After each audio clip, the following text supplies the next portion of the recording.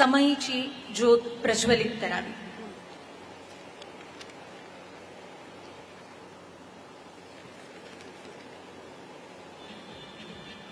प्रमुख पाहुणे माननीय नामदार श्री देवेंद्रजी फडणवीस, माननीय श्री पुनीतजी बालन, तसेच महाराष्ट्र जुदो असोसिएशनचे अध्यक्ष ॲडव्होकेट धनंजय भोसले आणि महासचिव श्री शैलेश टिळक, उपाध्यक्ष श्री पुरुषोत्तम चौधरी यांच्या आणि श्री राजकुमार पुनकर यांच्या प्रमुख उपस्थितीत हे दीप प्रज्वलन होत आहे.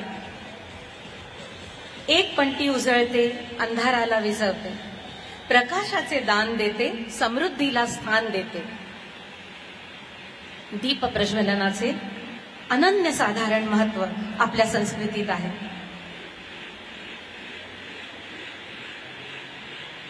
कहते हैं अज्ञान की तिमिर से ज्ञान की रोशनी की ओर चले. आइए उस सर्वशक्तिमान से प्रार्थना करें कि इस कार्यक्रम पे आशीष बना रहे. Light is the symbol of brightness. I request the dignitaries to kindly be seated. Thank you, sir.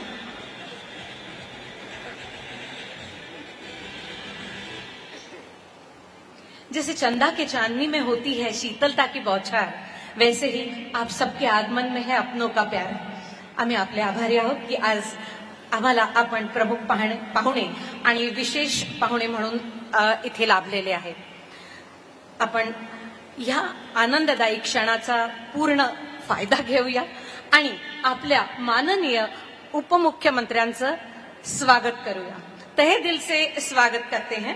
मी विनंती करते महाराष्ट्र जुदो असोसिएशनचे अध्यक्ष ॲडव्होकेट धनंजय भोसले आणि महाराष्ट्र जुदो असोसिएशनचे महासचिव श्री शैलेश टिळक यांना त्यांनी आजच्या कार्यक्रमाचे आपले प्रमुख अतिथी माननीय नामदार उपमुख्यमंत्री महाराष्ट्र राज्य श्री देवेंद्रजी फडणवीस यांचे स्वागत तसेच सत्कार करावा.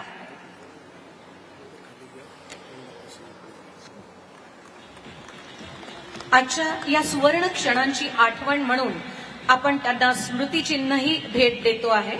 तालियां बजती रहे, हमारी खुशी जाहिर होती रहे. Thank you.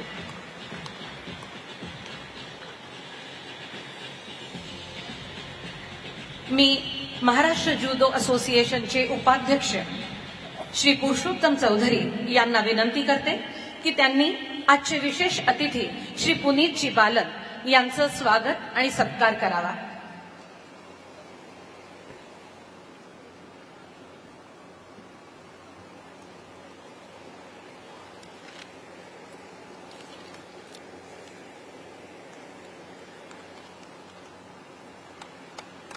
मेहमान जो हमारा होता है वो जान से प्यारा होता है. आइए हमारे मेहमानों के स्वागत में हम कोई कसर ना छोड़े.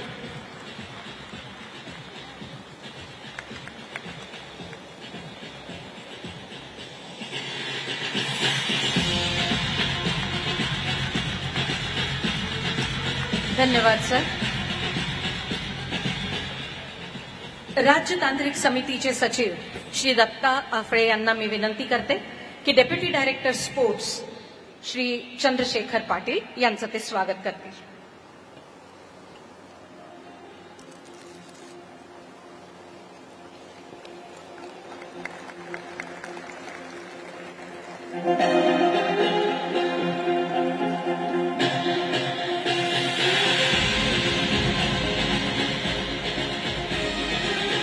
या फुलांच्या गुच्छांमधलं लाल रंगाचे फूल म्हणजे आपणत्वाचं प्रतीक आहे आणि पिवळ्या रंगाची फुलं म्हणजे मैत्रीचं आणि सद्भावनेचं प्रतीक आहे.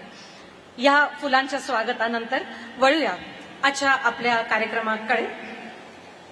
केवळ लोकमान्य टिळकांचे पणतू म्हणून आपली ओळख न दाखवता 1972 सालापासून विद्यार्थी दशेपासून जुदोचे खेळाडू असलेले, राष्ट्रीय स्तरावर अनेक पदकं मिळवलेले, छत्रपती पुरस्कार प्राप्त, 1922 पासून महाराष्ट्र जुदो संघटनेचे महासचिव असलेले, मितभाषी, हसतमुख, पण कणखर नेतृत्व असलेले माननीय श्री शैलेश टिळक यांना मी आजच्या कार्यक्रमाच्या प्रास्ताविकासाठी निमंत्रित करते. माननीय शैलेश टिळक.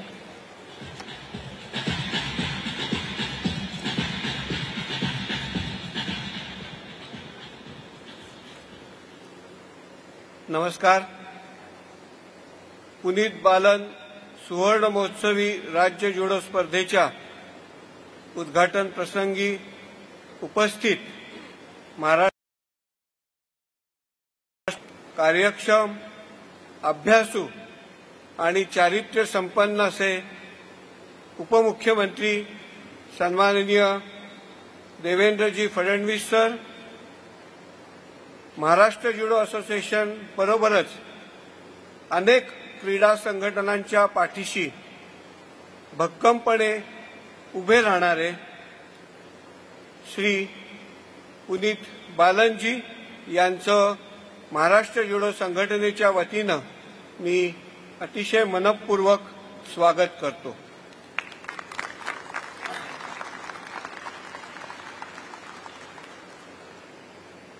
सुवर्ण महोत्सवी स्पर्धांचं आयोजन अतिशय भव्य आणि दिमागदार रीतीने करताना आम्हाला सर्वांना, महाराष्ट्र जुडो असोसिएशनच्या सर्व पदाधिकाऱ्यांना अतिशय आनंद होतोय.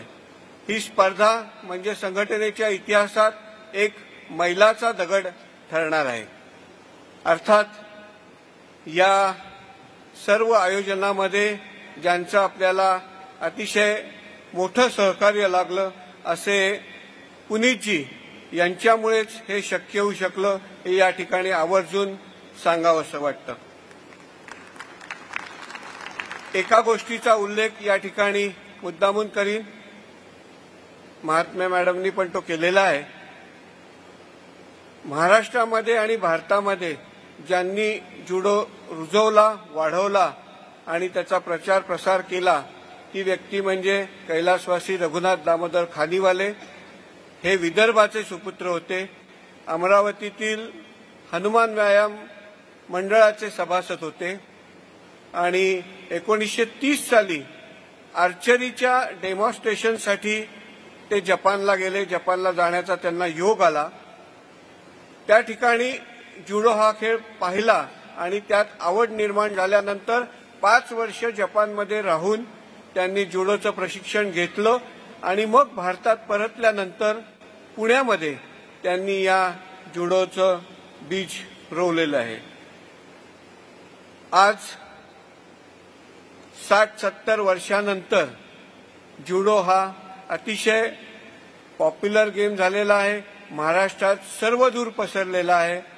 सांगायला अतिशय आनंद होतो की या सुवर्ण महोत्सवी राज्य स्पर्धेमध्ये विक्रमी असे 33 जिल्ह्यातून 1100 खेळाडूंनी सहभाग नोंदवलेला आहे.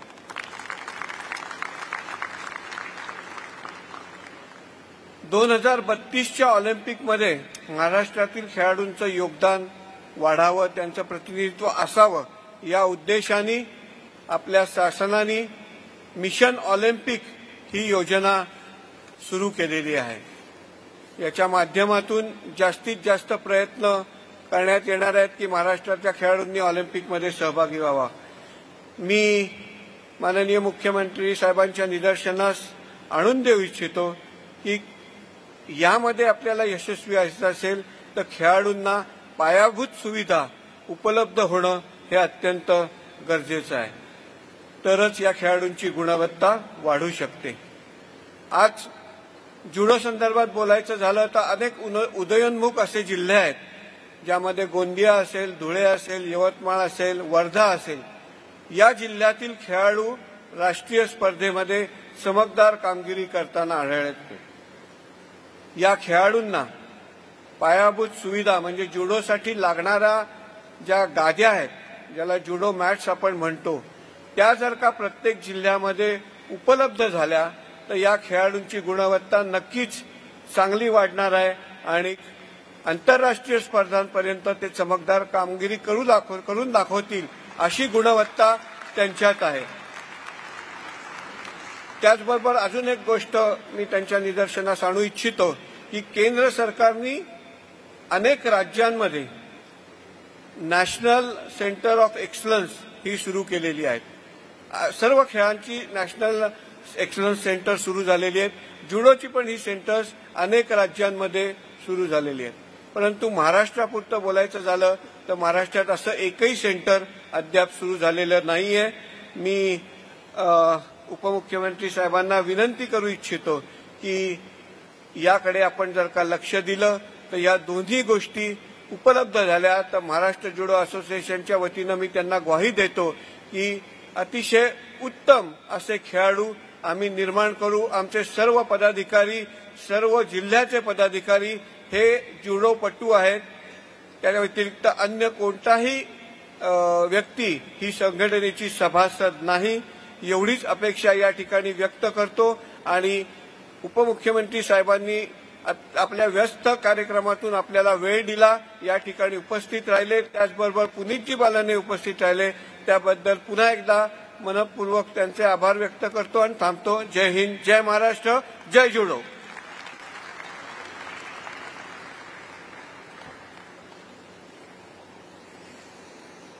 खूप खूप धन्यवाद सर।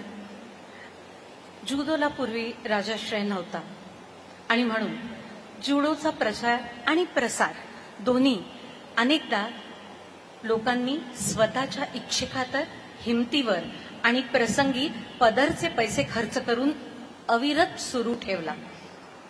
यामध्ये एक महत्वाचं नाव म्हणजे ॲडव्होकेट धनंजय भोसले।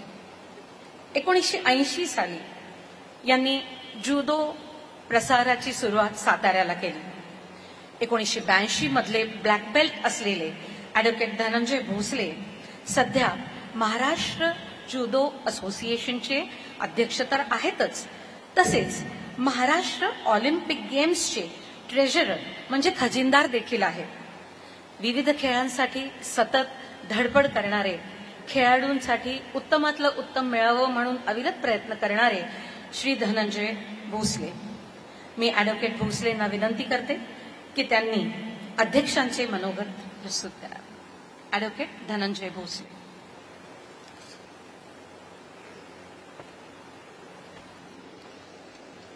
माझ्या सर्व जुडो प्रेमी खेळाडू आणि ऑफिसर्स, आज गोल्डन जुबली आपला टुर्नामेंट्स आहेत। यावेळी मला खरंच आनंद होतोय की ज्या प्रमुख व्यक्तींना मी त्या व्यासपीठावर पाहतोय आणि ते आपल्या विनंतीला मानून या ठिकाणी आलेले आहेत, ही संधी माझ्या आयुष्यात ही दुसऱ्यांदा मिळालेली आहे।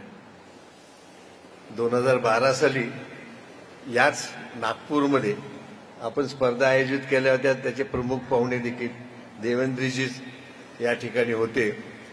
त्यांचं पहिल्यांदा मी भाषण ऐकलं आणि म्हटलं बाबा चौधरी साहेबांना की ही व्यक्ती महाराष्ट्रामध्ये राजकारणात फार मोठी व्यक्ती होणार आहे। आणि आज ते मला सांगायला आनंद होतो की आज ते खरं ठरलेलं आहे। जसं शैलेंद्रजी सांगितलं, चारित्र्याने, कामाने, कार्याने सगळ्यात श्रेष्ठ व्यक्ती म्हणून त्या आज महाराष्ट्रात फिरतायत राजकारणामध्ये। अनेक गोष्टी त्यांच्याकडे त्यांनी मागितल्या। सर खरंच आम्ही ज्यावेळेस सुरू केलं, 70 साली मी जॉईन झालो, त्यावेळेस काथ्याचे मॅट होते, काथ्याच्या मॅटवर आम्ही प्रॅक्टिस करायचो। आज या 53-54 वर्षाच्या काळामध्ये मी इतके वर्ष जुडोशी संबंधित राहिलेलो आहे, ते ह्या सगळ्यांच्या प्रेमामुळे आणि जुडोच्या प्रेमामुळे राहिलेलं आहे। खानीवालेंनी सरांनी जे शिक्षण दिलं आम्हाला, त्या शिक्षणाचा हा परिणाम आहे। आजपर्यंत आम्ही सगळ्यांनी आमच्या स्वतःच्या खर्चातून, स्वतःच्या हिमतीतून आजपर्यंत एवढी मजल मारलेली आहे। आज मात्र मला स्वाभिमानाने सांगायला लागेल,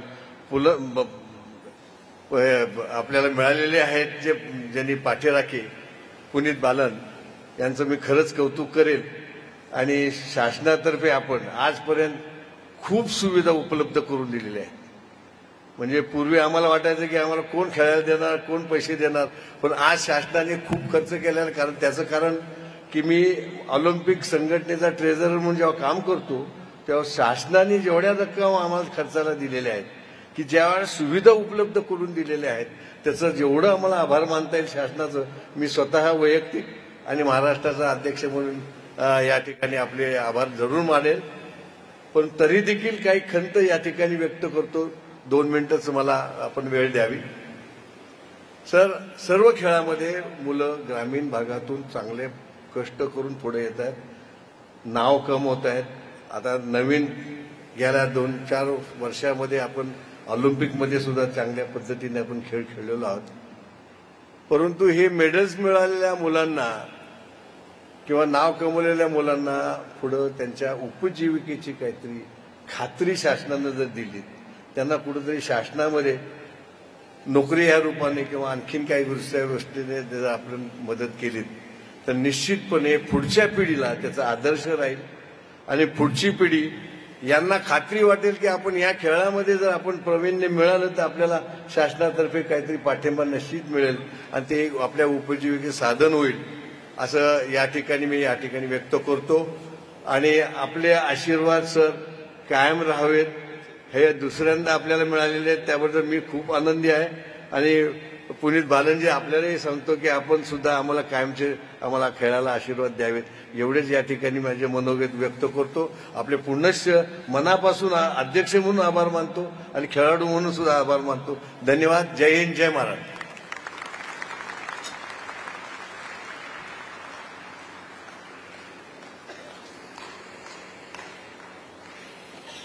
आम्ही आपले आभारी आहोत सर. धन्यवाद. इतर मार्शल आर्ट्सपेक्षा जुडो या खेळासाठी एक बंदिस्त जागा ज्याला छत आहे, तसंच मॅट्स ज्याच्यावर या स्पर्धा खेळवल्या जातात आणि एक विशिष्ट युनिफॉर्म या गोष्टीची गरज असते. आज हे सुवर्ण महोत्सवी क्षण पुनीत बालन ग्रुपनी जरी प्रायोजित केलेले आहेत, तरी त्या व्यतिरिक्त देखील आपले प्रायोजक आहेत bank of Maharashtra, Lokmanya multipurpose society, the Cosmos bank आणि अमेनोरा. हे विद्यार्थी ज्यांना या प्रायोजकतेमुळे या खेळाला पुढे यायला आणि स्वतःला त्या खेळासाठी रिप्रेझेंट करायला संधी मिळाली, अशा या खेळाडूंचं प्रात्यक्षिक आपल्या प्रमुख पाहुण्यांसमोर आता आम्ही सादर करत आहोत. आज जसं सचिवांनी उल्लेख केला, 1100 खेळाडू तसेच 32 जिल्हे आणि 1 क्रीडा प्रबोधिनी यात सहभागी असलेले 1100 खेळाडूंमधून प्रत्येक जिल्ह्याला एक प्रतिनिधित्व देत आपल्यासमोर आता जुडोची प्रात्यक्षिकं आम्ही सादर करतो आहोत.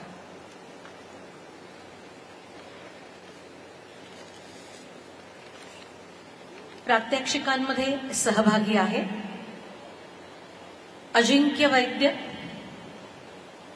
ओम हिंगमिरे, प्रदीप गायकवाड, धनंजय खैरनार, अश्विनी सोळंके, अनिकेत व्यवहारे, संपदा फाळके, हार्दिक खोडके, गौरांग गावित, अंशराज जयस्वाल. हे 10 जुदोपटू आता आपल्या समोर प्रात्यक्षिक सादर करणार आहेत. सुरुवात करतील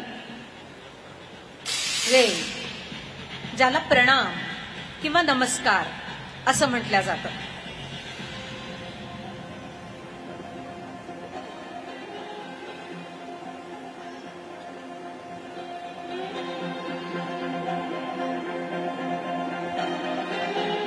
प्रणामानंतर आपल्या समोर प्रस्तुत होत आहे वॉर्म अप रोलिंग.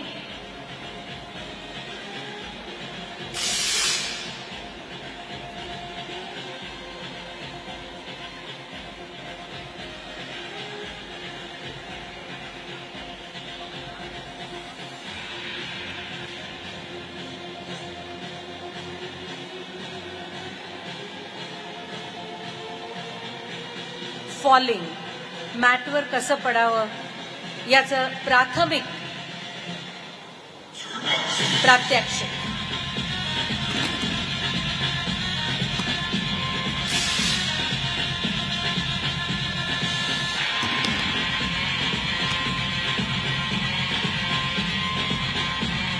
मॅटवर कसं पडावं याचं प्रात्यक्षिक झाल्यानंतर थ्रोईंग याचं प्रात्यक्षिक. थ्रोईंग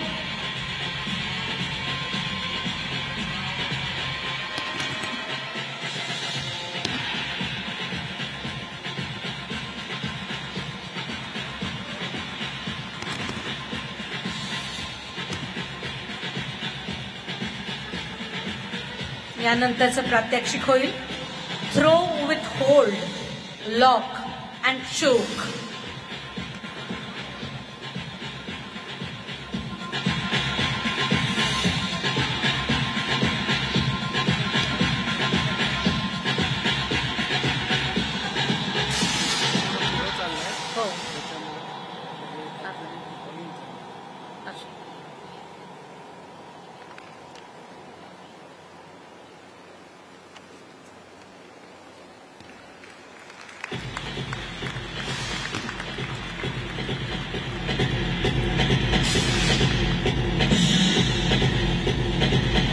फॉलिंगचं उत्तम प्रात्यक्षिक आपल्या समोर सादर होत आहे.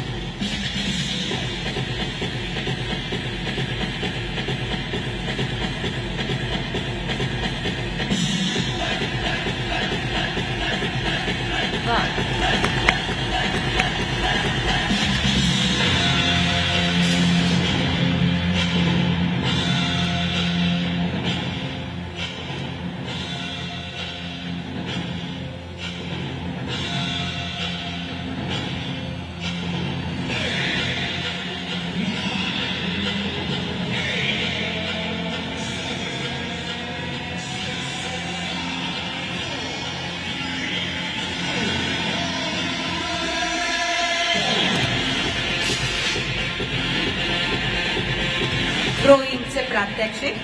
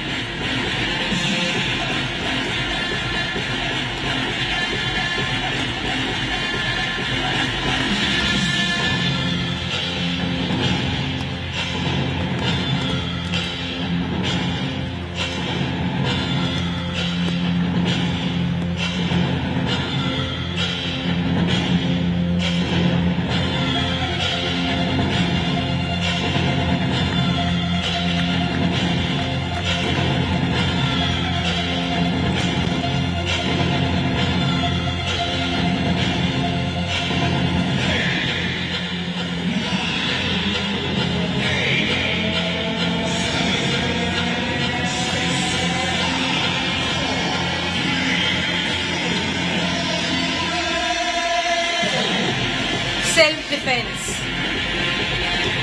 सेल्फ डिफेन्स जी काळाची नितांत आवश्यकता आहे त्याचं प्रात्यक्षिक.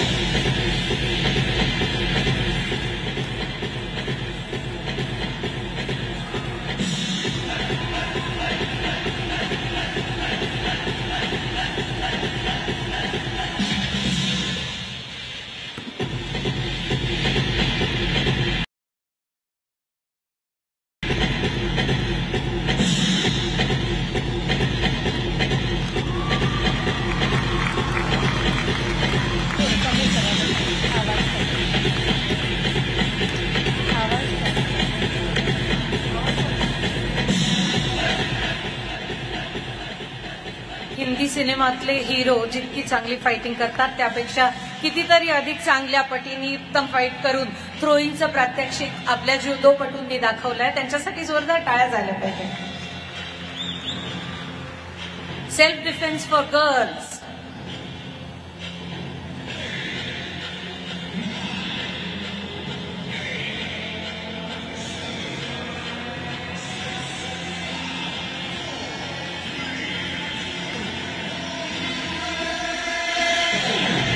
प्रत्येक मुलीला, प्रत्येक स्त्रीला या स्वसंरक्षणासाठी, सेल्फ डिफेन्ससाठी या गोष्टी आत्मसात करणं अत्यंत गरजेचं. The best example, the best display of self-defense for girls. Put your hands together.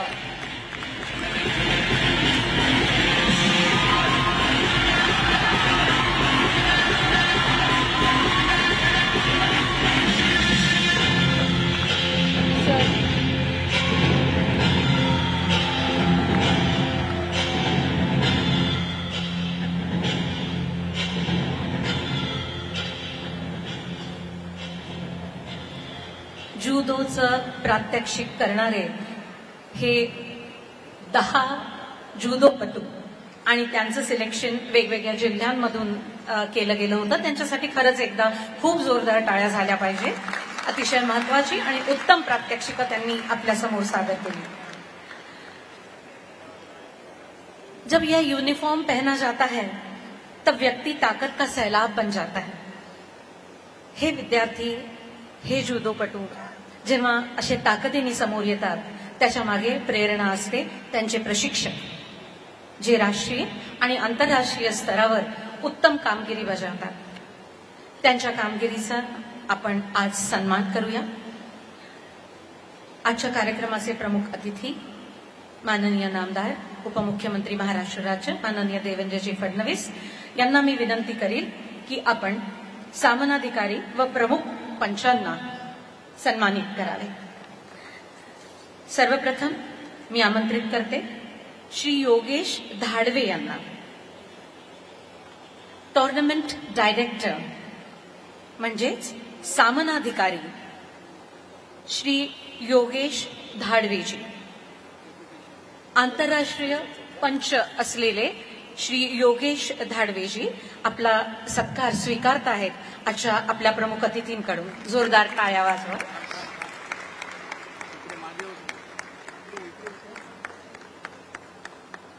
धन्यवाद सर. मी आमंत्रित करते श्री अरुण द्विवेदी यांना, judo federation of India, chairman of sports commission, Mr. Arun Dwivedi. Put your hands together, ladies and gentlemen, to appreciate and felicitate him. Thank you, sir. Thank you so much. आंतरराष्ट्रीय संघटनांतर्फे म्हणजे JUA आणि IJF या परीक्षांमध्ये पंच म्हणून आणि आता या सुवर्ण महोत्सवी क्षणांमध्ये ज्युरी म्हणून कार्यरत आमंत्रित करते श्री रवींद्र पाटील. तालियां बजती रहे, हौसला अफजाई होती रहे.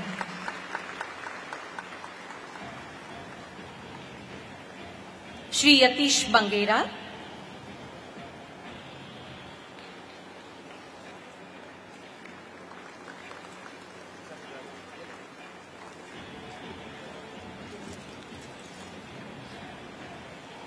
ज्युरी आणि आंतरराष्ट्रीय पंच Shri Suresh Kanojia,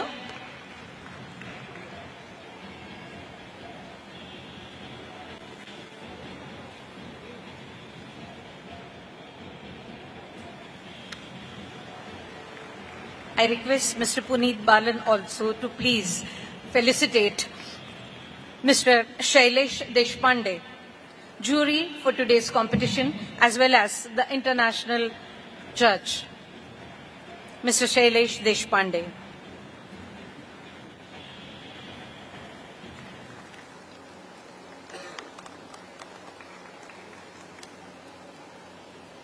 Thank you very much. Kindly be seated. धन्यवाद सर.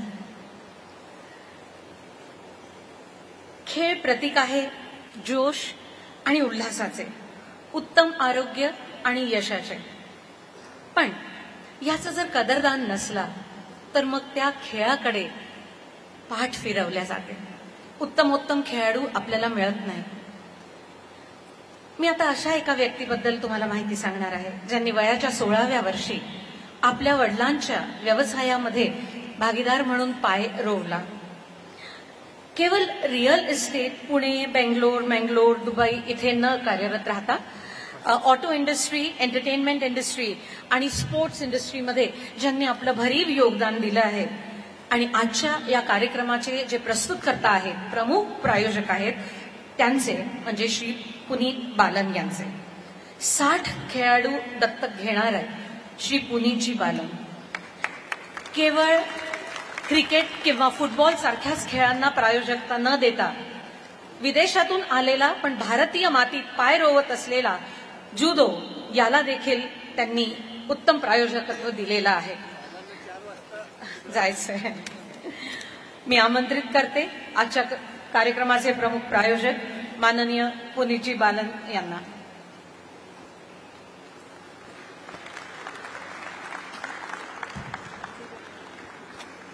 आज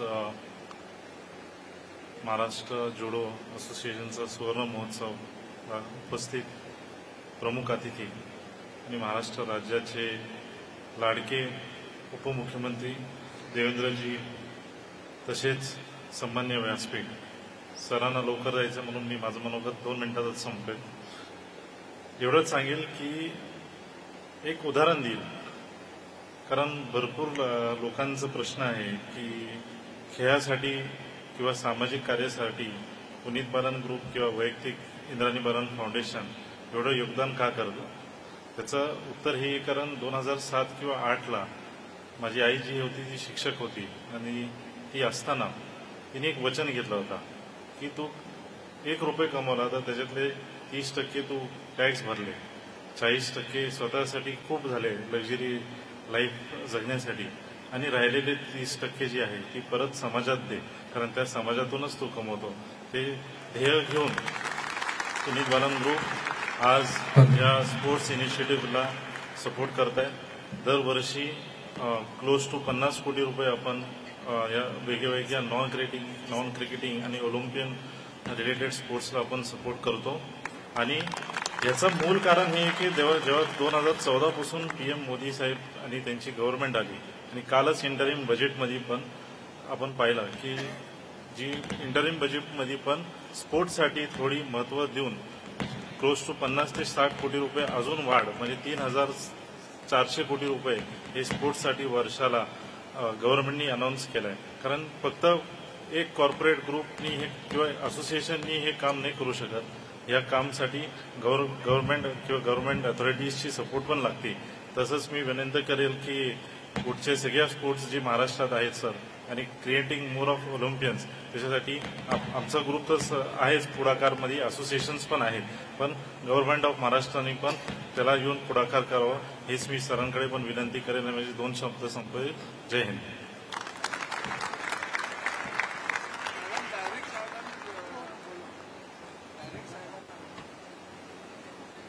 श्री सरांना मी विनंती करते की त्यांनी आजच्या या स्पर्धेचं उद्घाटन झाल्याचं जाहीर करायचं आणि स्मरणिकेचं प्रकाशन करायचं म्हणून.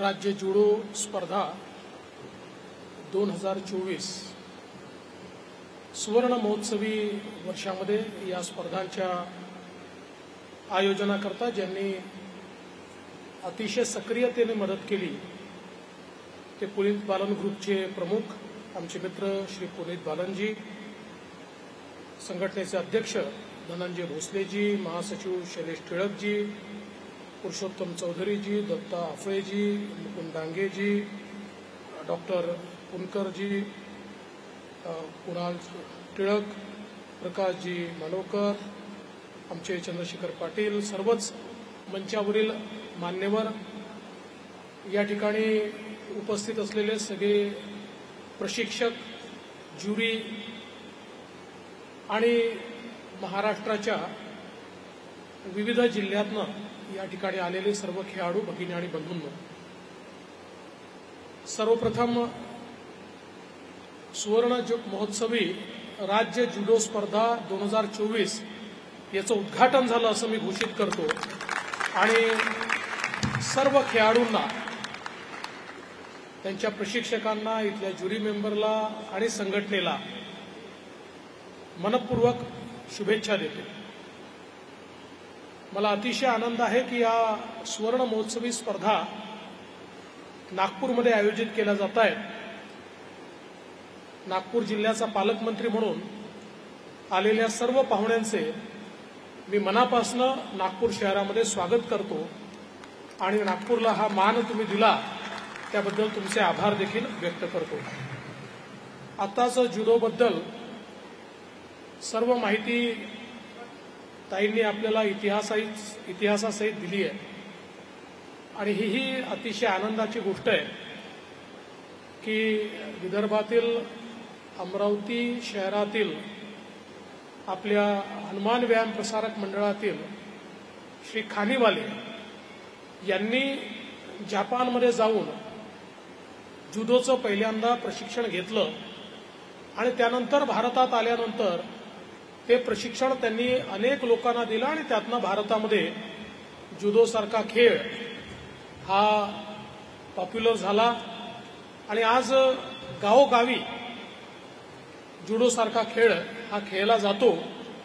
आणि जसं आपण पाहतोय की आता 50 वर्ष महाराष्ट्रामध्ये या खेळाला होत आहेत, ऑलिम्पिकमध्ये देखील 60 वर्ष या खेळाला होत आहेत.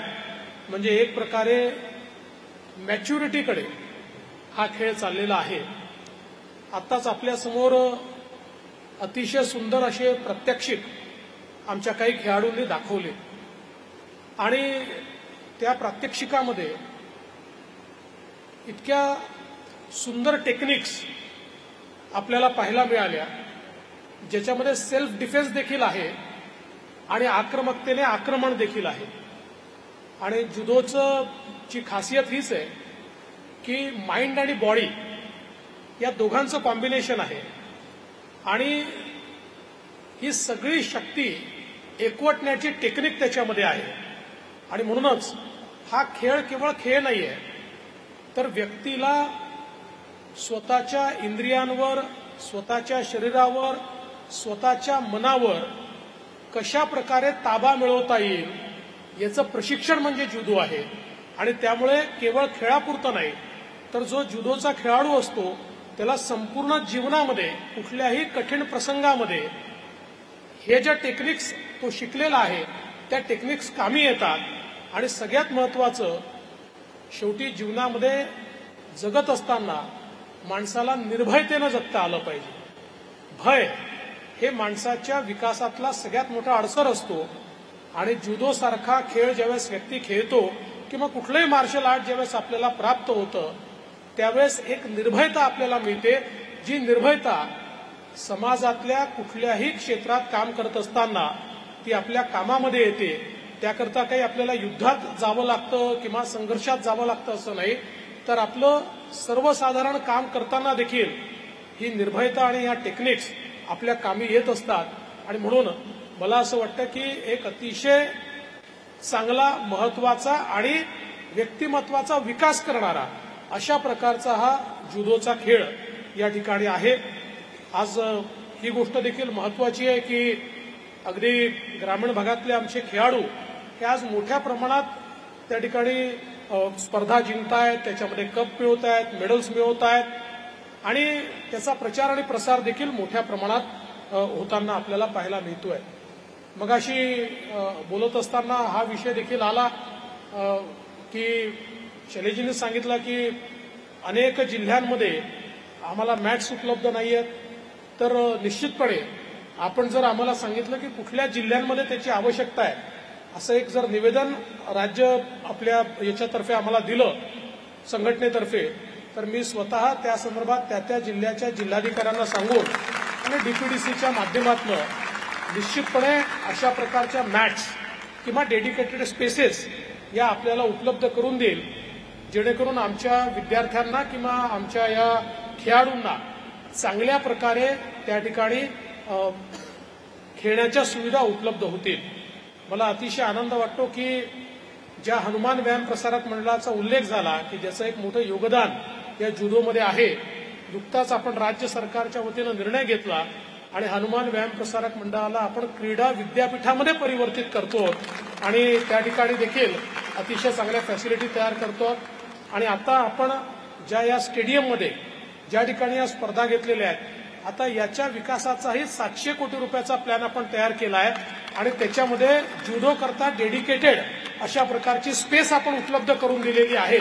त्याच्यामुळे पुढच्या वेळी आपण ज्यावेळेस अशा स्पर्धा घ्याल त्यावेळी आपल्याला त्या ठिकाणी त्या स्पर्धा घेता येतील आणि या स्टेडियममध्ये डेडिकेटेड जुडो स्टेडियम हे देखील आपल्याला पुढच्या वेळी पाहायला मिळेल.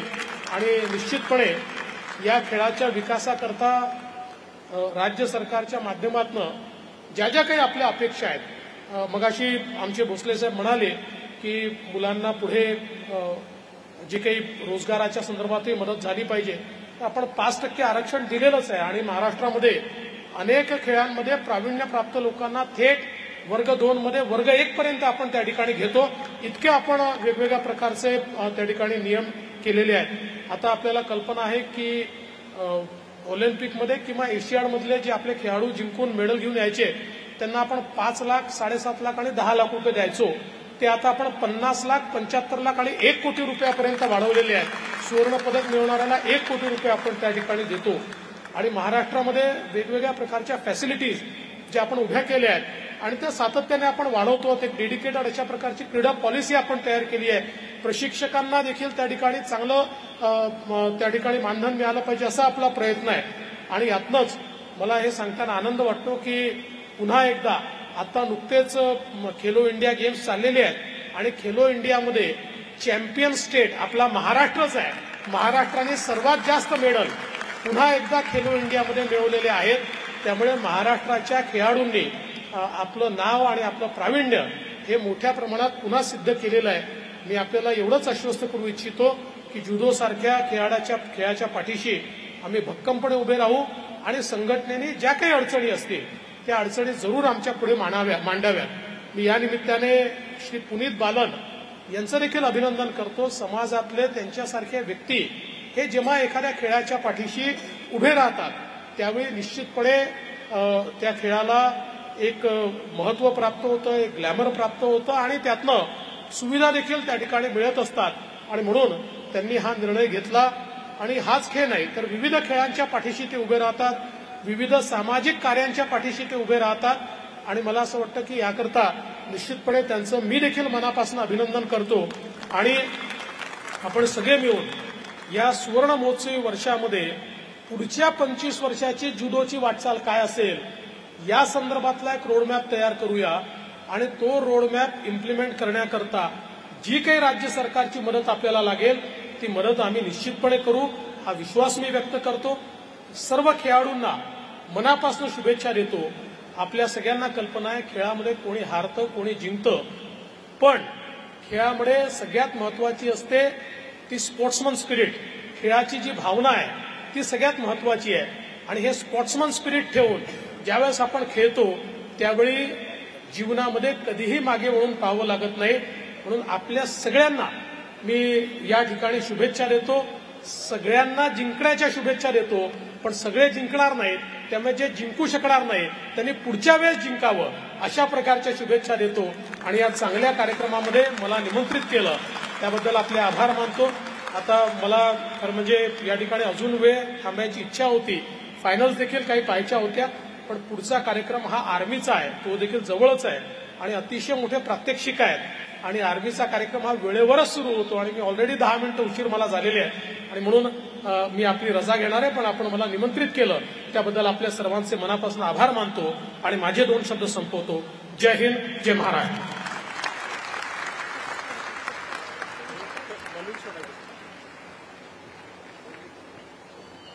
आभार प्रदर्शन इतका वेळ आहे का? तुम्ही सांगा. नाही तुम्हीच सांगा, मला काही प्रॉब्लेम नाही. तुम्ही नाही तर नाही, मी नाही.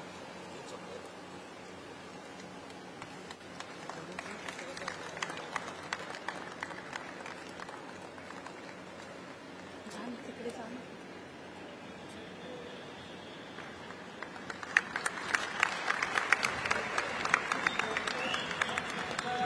जैसे फूल अधूरा है खुशबू के बिना और दिया अधूरा है बाती के बिना, हर कार्यक्रम अधूरा है आभार प्रदर्शन के बिना. आजच्या कार्यक्रम